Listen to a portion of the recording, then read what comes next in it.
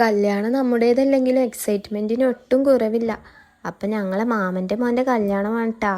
അതിന് വേണ്ടിയിട്ടുള്ളൊരു ചെറിയ പർച്ചേസിങ്ങിന് ഇറങ്ങിയതാണ്. വേറെ എവിടേക്കല്ല, നമ്മൾ എടപ്പാളിലെ ബ്യൂട്ടി സിൽക്സിലേക്കാണ് വന്നിട്ടുള്ളത്. ഞങ്ങൾ പോയ ടൈമിൽ വൺ തിരക്കായിരുന്നു. അതുകൊണ്ട് ഡ്രസ്സൊക്കെ വാരി വലിച്ചിട്ടിരിക്കായിരുന്നേ. എങ്ങനെ എവിടുന്ന് തുടങ്ങണമെന്ന് ഒരു ഐഡിയ ഉണ്ടായില്ല. അപ്പം അവിടുത്തെ ഒരു സ്റ്റാഫ് ഞങ്ങൾക്ക് വേണ്ടതെല്ലാം സെലക്ട് ചെയ്ത് തന്നു. അങ്ങനെ ഒരാൾക്കുള്ളത് അവിടെ നിന്ന് സെറ്റായി. എന്നിട്ട് നേരെ കിഡ്സിൻ്റെ സെക്ഷനിലേക്ക് കയറി. അവിടെ അടിപൊളി ഡ്രസ്സൊക്കെ ഉണ്ടായിരുന്നു. പക്ഷെ ഞങ്ങൾ വിചാരിച്ച കളറൊന്നും കിട്ടിയില്ല. പക്ഷെ എനിക്ക് പറ്റിയ ഡ്രസ്സുകൾ അവിടെ ഉണ്ടായിരുന്നു കേട്ടോ. അങ്ങനെ അതൊക്കെ ഒന്ന് വെച്ച് നോക്കി. എന്നിട്ട് ഞങ്ങൾ നേരെ താഴെ ഇറങ്ങി. അപ്പോഴതാ കൂടെ ഉണ്ടായിരുന്നവരൊക്കെ അബായ നോക്കി നിൽക്കുന്നു.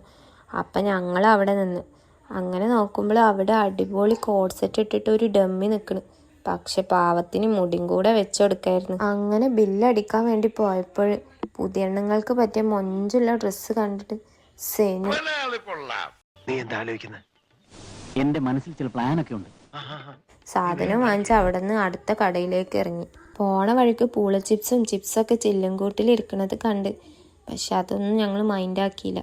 ഞങ്ങൾ ആ കാണുന്ന ഷോപ്പിക്കയിലേക്ക് നടന്ന് അവിടെ കയറിയ പാട് കണ്ടത് ഈ ഐറ്റമാണ്. അപ്പോൾ അതും അങ്ങ് സൂം ചെയ്ത്. വേൾഡ് കപ്പൊക്കെ അല്ലേ, പവറാകട്ടെ എന്ന് കരുതി.